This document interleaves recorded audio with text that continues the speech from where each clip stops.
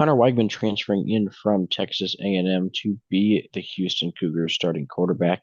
And I think this is a team that has some potential for next season, but the schedule is incredibly difficult. So making a bowl game will also be difficult. But the first two games should be pretty easy. Stephen F. Austin will be a win, as will a road trip to Rice to move Houston to 2-0 heading into Big 12 play.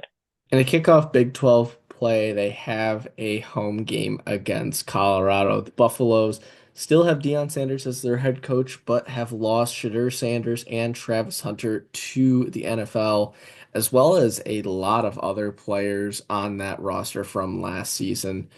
But they are bringing in Caden Salter to be their starting quarterback, transfer from Liberty. A lot of hype around him, hoping to bring a similar level of skill and play style to Colorado that Shadur was able to give them over the last two seasons. I still think Colorado is going to have a significant amount of regression and will be a little bit more susceptible to losses in games against teams like Houston. But I do think at the end of the day, they are the more talented team. They've just recruited way better than Houston. And Houston has so many people coming onto this team through the transfer portal. I think it's going to take a little bit of time before they're able to hit their stride, especially with this being their head coach, Willie Fritz's second year at the program. I think it'll take some time this season to work everything out. So Colorado will get the win here, knocking Houston down to 2-1 and 0-1 to start conference play before a bye week. And after that, it's a road trip to Oregon State. And this is a team that we are actually pretty high on. Malik Murphy transferring in from Duke. He was really solid at Duke last year, led them to a season that was better than most people predicted. I think the same's going to be true here for Oregon State. They also have a good amount of talent coming in as well as returning. I think Houston's actually going to be the underdogs in this matchup going on the road. And I also think that they're going to lose. I think Oregon State is legitimately a better team than Houston. It'll be a good quarterback battle, but the edge in that definitely goes to Malik Murphy over Connor Weigman. So we have the Beavers pulling off this win. It doesn't get much easier the following week with a game against Texas Tech. The Red Raiders, one of the I think most picked dark horses going into next season, if you could even call them a dark horse. They completely revamped their football facilities. They're bringing in the number two overall transfer class. Everything is pointing to a very successful season for this Texas Tech team, a team that maybe makes a run in the Big 12 as well. I really don't see how Houston is going to be able to compete in this game. There's just so much more high level talent on this Texas Tech team. Baron Morton back as their starting quarterback as well. That will help the consistency carry on from a pretty successful season last year. Connor Wegman at this point maybe figures out this offense, is able to keep it going and keep this game competitive, but I still think Texas Tech, even if it is on the road, will be able to get the win over their in-state rival, dropping Houston to 2-3, three straight losses after a 2-0 start. But things look up a little bit the next week as they go on the road to face Oklahoma State. It's a tough road environment that the Cowboys have there, but I do think that Houston in this case is going to be the better team. Connor Weigman, a very solid quarterback, and I think that he's going to be able to lead the Cougars to a road win to get back to 500 before a matchup with Arizona back at home the following week. And this game could really go either way. It's going to come down to, with Arizona at least, what kind of play we get out of Noah Fafita.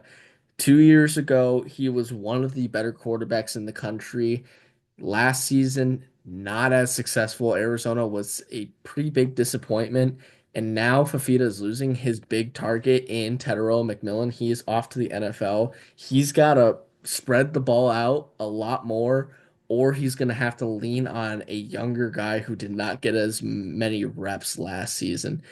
If he's able to rebound from last year's disappointing season, then Arizona can be a decent team. If he plays like he did last year, then maybe Houston's able to get a win here, especially at home. But for right now, we're gonna go with Arizona in this one. I think the experience of Fafita is going to outweigh whatever talent Houston might bring in. Even though they do have a good amount of talent, particularly with Dean Connors coming in from Rice, who they played early on in the season, he was a threat out of the backfield in the receiving game. He was Rice's second leading receiver, as well as their lead running back. So he can be a difference maker in this game. But I do think Arizona will be able to get a road win here.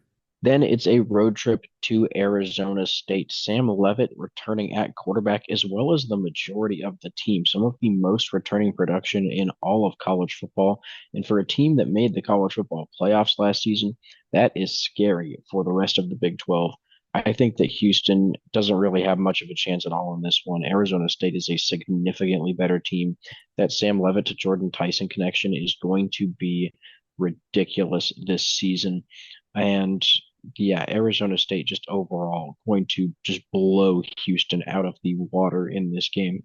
But after that Arizona State game, they have West Virginia at home. West Virginia is going to be an interesting team to watch next season because they've lost so many players to the transfer portal. I believe the number is over 50 right now. And combining that with having a new starting quarterback coming in with so many transfer players as well, I really don't know if West Virginia is going to be able to get their team to click fast enough for them to be a competitive team next year. I think this is a game where Houston could get a win, especially since it is a decent road trip for the Mountaineers to make. So I think Houston will get their second Big 12 win here, moving them closer to 500 once again. And they will actually get to 500 the following week with a road trip to UCF. UCF just lost their only playmaker on offense to the NFL draft in RJ Harvey. They really don't have very many players coming in that have got me excited about this team. I really don't see the Knights being a competitive team next year. They will probably finish towards the bottom of the Big 12 once again. And Houston will move to 500, 5-5 before their final bye week. But that last two games of the season is going to be tough. The first of those two against TCU going to be a really difficult one. Josh Hoover returning at quarterback, and this is a guy we are very, very high on. He had comparable stats to Garrett Nussmeier last season, who is one of the favorites for the Heisman Trophy. Hoover, not really much in the conversation. I think that he should be, despite TCU having to replace the majority of their wide receiver room. This is still going to be a very, very good team. And even though Houston has the home field advantage, I don't think it's going to play as much of a factor. TCU, an incredibly good team. I think they're a bit underrated coming into next year. One of our dark horses in the Big 12. Look out for this team, and they should be able to beat Houston, leaving them needing a win over Baylor to make a bowl game. And it's going to be an uphill battle if they want to make that bowl game.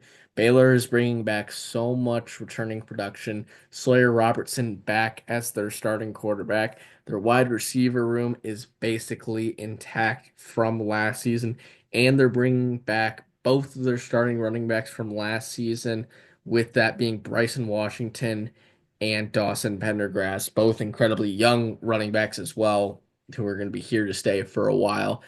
This Baylor offense is going to be very explosive and very difficult to stop. Houston's defense is looking pretty decent. They did lose their starting free safety to LSU in the transfer portal, but they do have a good amount of talent coming in, along with some people just returning from last season. But I don't think it will be enough to stop this Baylor offense. Defensively, I think Baylor has made some strides as well after a okay defense last year. Really, everything is just pointing to Houston not making a bowl game this year. They will drop to 5-7 on the road against Baylor. Yeah, our way too early projection was 5.8 wins, which is just under a bowl game. We predicted them to go 6-6. And we do feel a little bit better about this Houston team still, but we like a lot of the opponents they have a lot more. The projection came up to 6.35 wins, 4.1 and 4.9 in Big 12 play, but the prediction dropped below the bowl game at 2, 5, and 7, like we were just talking about.